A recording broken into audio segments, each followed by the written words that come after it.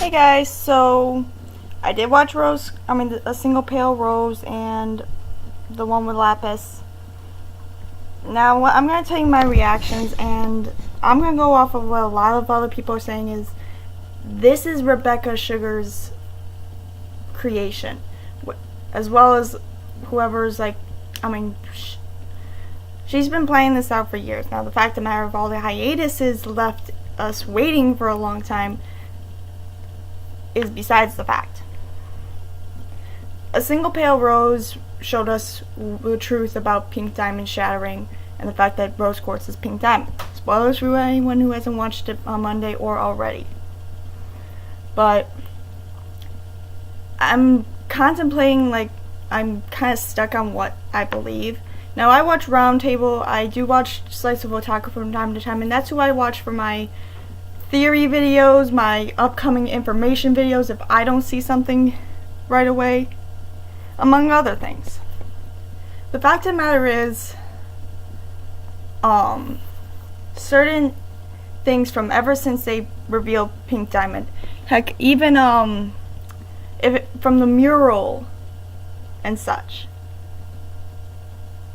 I don't know what's the first thing we saw of Pink Diamond. I think it was her mural in the moon base.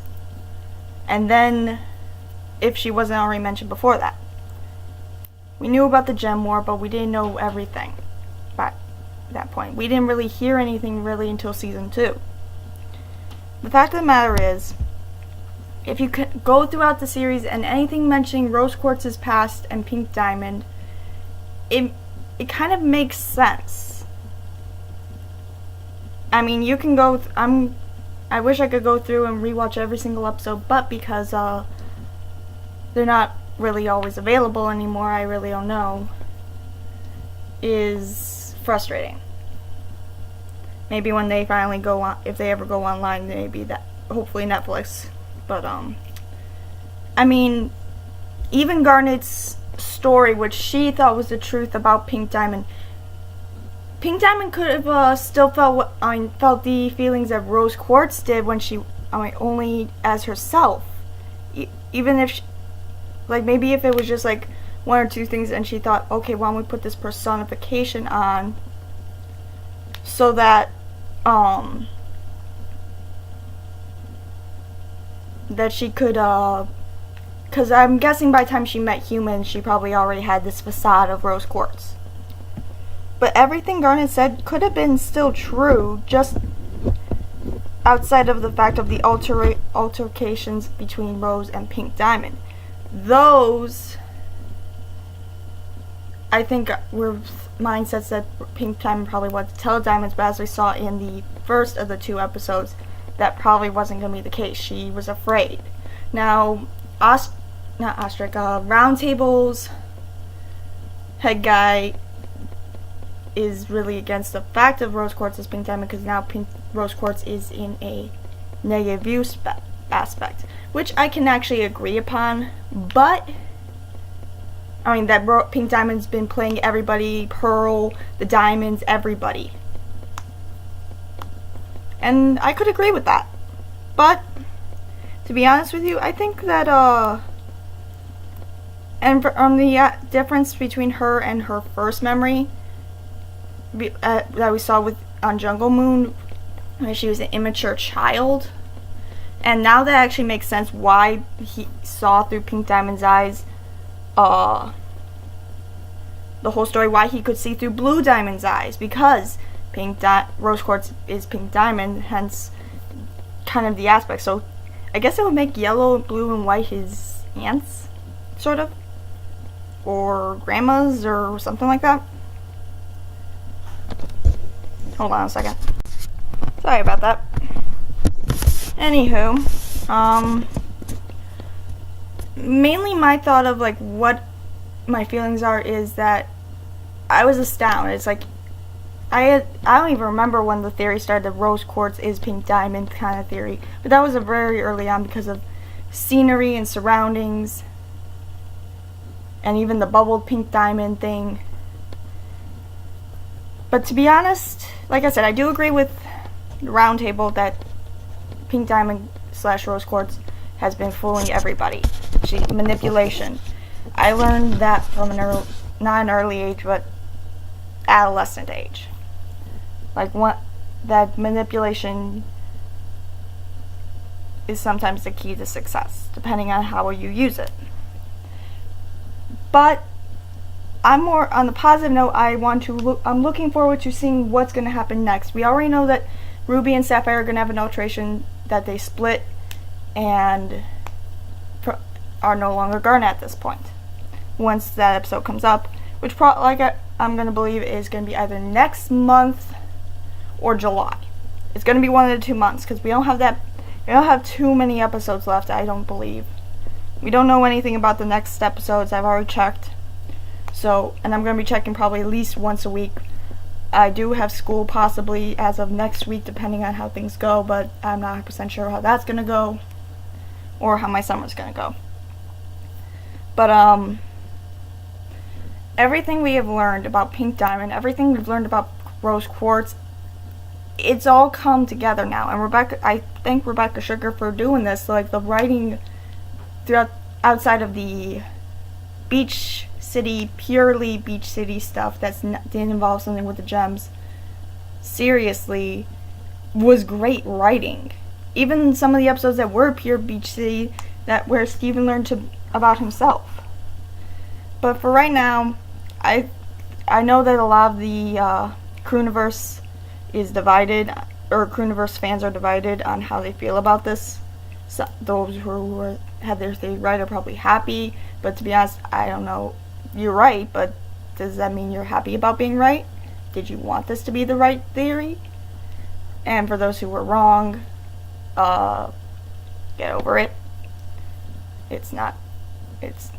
She isn't exactly bowing to fans, and that's not what writers do. They're not bowing to fans. They're trying to make something that you're going to be interested, but that it's still their creation. For me and others like me that were neutral in the fact of any theories, as well as the fact of maybe just seeing how this goes. I mean, like, everything. The only thing I actually wanted to see, the only things I wanted to see was White Diamond. That's still left, we have to see, and a Lapidot fusion, which I don't think is going to happen, and Roundtable or Slice of Otaku actually already talked about this, so I would go look for that video. But the only things I really want is to find out all the fusions, or possible fusions, that the Crooniverse is going to make, and seeing White Diamond and finding out what her voice is. The reason why for the latter is because we're going to have to see White Diamond.